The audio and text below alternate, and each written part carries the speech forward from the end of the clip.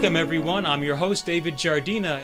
Now on this episode we are focusing on pre-production, which means we're getting all of the things together, the people, the places, the things, the money that we need to produce the movie. The movie, by the way, is called Will of the Wisp, and you saw the graphic at the beginning of this program of Will of the Wisp. Well, Will of the Wisp is the name of the movie. It is actually a feature film, so it's a biggie. And we're doing it through SAG-AFTRA. I'm saying we because no one person makes a movie. It's a big collaboration. And I'm thrilled to have with us the composer of the film score. Now that's something that we all expect in a movie, but I don't even know if we can begin to appreciate what goes into creating a film score. Music makes such a big difference. So we have the man who does this. Please let us welcome, direct from Paris, Mr. Jason Meyer. Jason, hello, and I'm so happy that we could do this and talk almost in person, next best thing. Yeah, hello David, it's so great to see you again. You too. Jason, how's Paris doing? Paris isn't burning. It's okay. Well, that's promising. But right now I want to talk about Jason's work as a composer, as a conductor, and everything else he's doing. So, you're on. Oh, God. Well, I've been composing since I was a little boy. How old were you when you started to compose? I started 9 years old. I started the violin at 9. Wow, what a which is show kind of late for an instrument, you know. And I started to write arrangement. The first arrangement I did, I was 9.5, was a song that my mom liked. It was called Heartaches. Oh, I love it. The Heartaches. For a whole symphony orchestra with timpani at the end, you know. Wow. And then time went by, and I wrote a piano suite. I was 14, and it was kind of Stravinsky sounding. And a good friend of mine who played piano marvelously, and he was only about 17 or 18, did it. And then I said to myself, well, how stupid, because I started with a fiddle.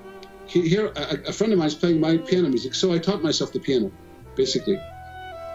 And as I got older, I went to university and music school, and I had great pianists all around me and coaching, so I learned how to play by watching them play.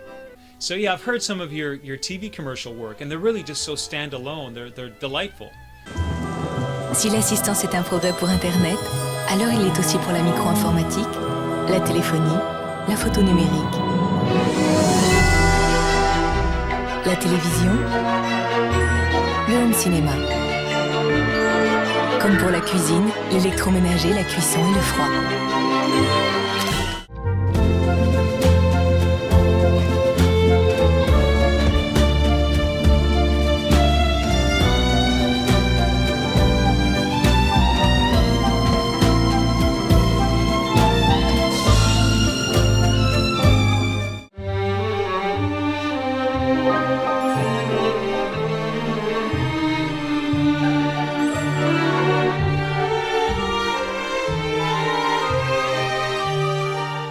Well, I've written music for 1, 2, 3, 4, about five plays, but I had the wonderful good luck in my last year. My play was at the music of the play was at Avignon. You know, the Avignon Festival. That's very famous. You know, based on a Bergman, Ingrid Bergman film. And it's so fun no longer to be just in one kind of music. You know, because when I grew up in Boston. I was concertmaster of the opera in Boston, and I played with John Williams. I played in the Boston Pops for 14 years. Wow. John Williams, we know, is one of the greatest film composers. I think he wrote the music for at least 200 films. You know, he goes back a long way. Yeah. And so he came to conduct the Boston Pops, and I was in the Boston Pops, and he stayed for 14 years. And honestly, being a great musician and a great composer, and I think he's a very good jazz pianist too. He wasn't a good conductor. But as time went on, he became one. How about that? So that was really a lot of fun to see. That's great. And John, if you bump into this film, you're honest with yourself, I'm sure. So, Awesome. Well, I hope he does see it. Yeah. But he can't have your job. No. Jason is the composer on this one. John, next time, I promise, I'll consider you. Send me your picture and resume. We'll keep you on file if something suitable comes up. Love you, John. So when I started to plot out Will of the Wisp in realistic terms, okay, now I have the script, we're going to start to do something with it, you came to mind immediately. Well, you know, Dave, your first movie, Taffy was born, because I saw Taffy twice. I was really impressed, and actually there was so much subtleties, so nuancé, as they would say here. I was so impressed. And so when you talked about making Will of the Wisp, your second feature film, well, I had to jump on the bandwagon. Well, thank you very much, and I'm so happy that you did, that you jumped on it, and it's ideal, I think. You've read the script, obviously, of Will of the Wisp, so you're coming up with ideas based on that. Then what do you do after that? Do you record it? Do you somehow do multi-tracking so you're the musician? Yes, that's what I do. Now I record it myself. I do, here we say recording, multi-tracks, etc., and then adding all kinds of very, very deluxe kind of sounds, knowing how to work with them to make them sound the best.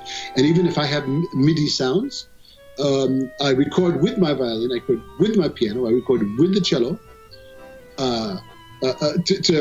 to have it sound like it's always real, it's always fresh, there are always real people playing. And if I need a trumpet or a flutist, I get an address book. I call up and we have a great time together, and we work together. And then there's always good sound and lots of ideas. Of course, I'm lucky because I have ideas. Yeah. Thank you, Jason, for everything, for your work, and thank you for being with us today from Paris.